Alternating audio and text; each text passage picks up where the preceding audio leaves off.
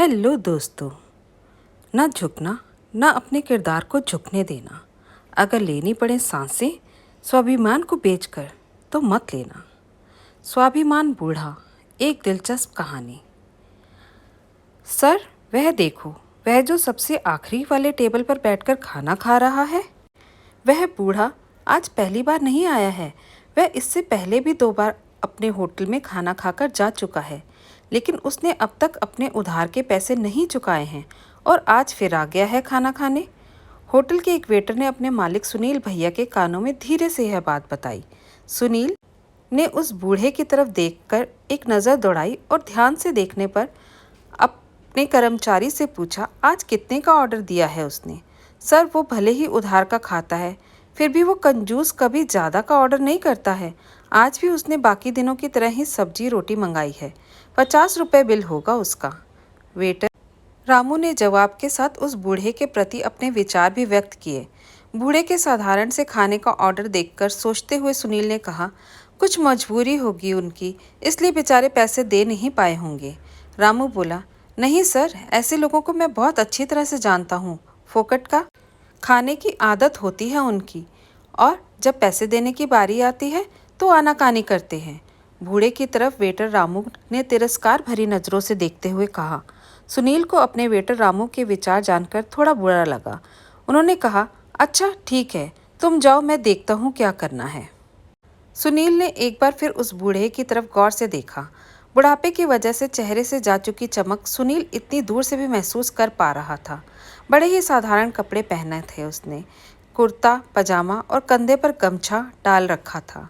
अपना खाना खत्म कर वह बूढ़ा सीधे काउंटर की तरफ सुनील के पास आकर खड़ा हो गया और बोला, साहब कितना बिल हुआ मेरा?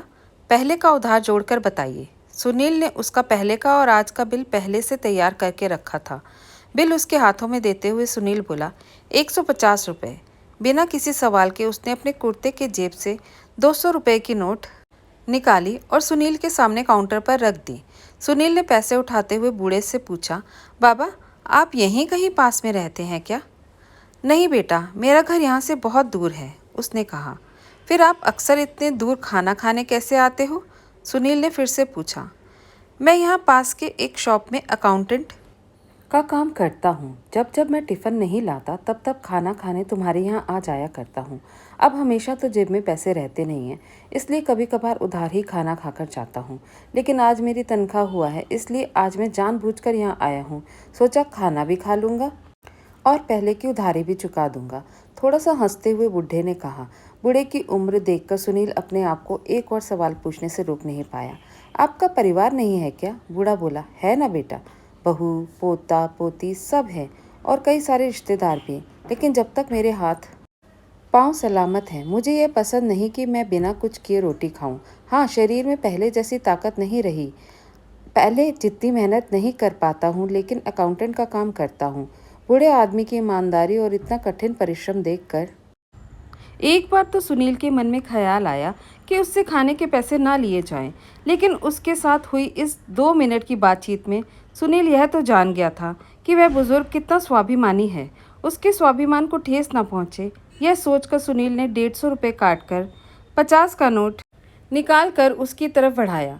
बूढ़े ने होटल में इधर उधर देखा और उसी जो कुछ देर पहले उसकी शिकायत सुनील से कर रहा था, वेटर रामू की तरफ इशारा करते हुए सुनील से बोला, यह 50 रुपये की टिप के तौर पर उस वेटर को दे देना, क्योंकि उसने हर बार बहुत प्यार से और अपनेपन से मेरी सेवा की है, मुझे खाना परोसा है।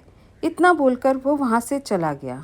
50 रुपये हाथों में लिए सुनील अपने वेटर रामू के उस बूढ़े के प्रति दृष्टिकोण और उस बूढ़े आदमी के उस वेटर द्वारा दिए गए खाने के प्रति प्यार और आदर देखकर अचंभित हो गया।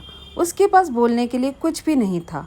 तो दोस्तों, आप अमीर हैं या गरीब, आपके पास जो पैसा है वह कभी भी यह तय नहीं करता हमारा दूसरे लोगों की तरफ कैसा दृष्टिकोण है या हमारे विचार कैसे हैं।